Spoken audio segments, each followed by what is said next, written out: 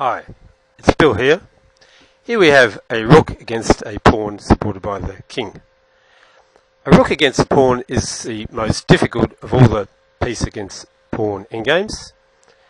It is generally pretty easy for the rook to get a draw, but to win requires accuracy, and sometimes one tempo will make the difference between a win and a draw.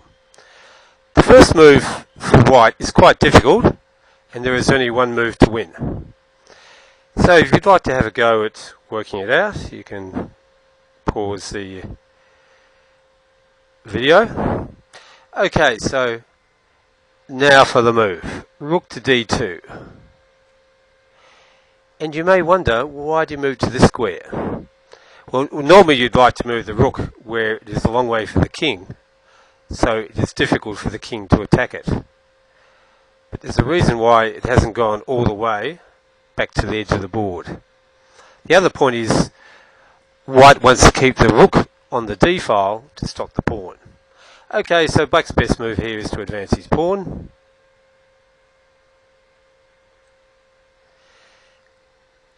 And now white moves the rook further away from the king, making it harder for the king to attack the rook. Notice the kings are in opposition. This means now that black cannot safely move his pawn, he must move the king. So the move that gives the most resistance is behind the pawn. Now white's got to be a bit careful here. His rook's on the best square, so it's time to move the king. If the king goes the wrong way, it's only a draw.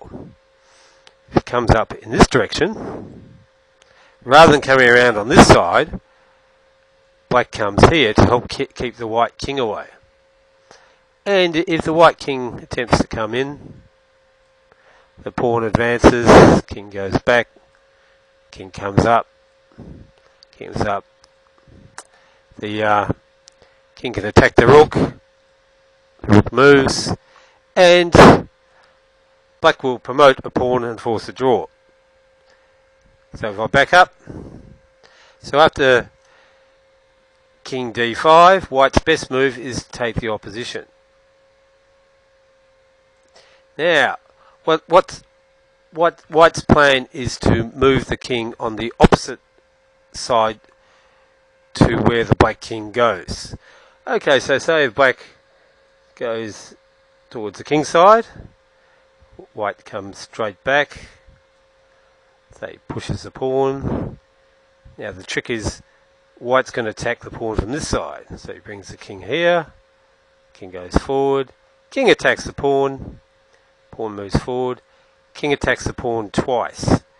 So the key to white's defense is to guard the queening square or any square in front of the pawn with both the king and the rook. So next move, whatever black does, he'll lose the pawn. And now white will checkmate with king and rook against king. So that's a fairly typical example of rook against pawn. And to play it well, you need to be fairly accurate. Only one tempo can make the difference between a win and a draw. So you need to do a bit of work at the board. Thank you for watching.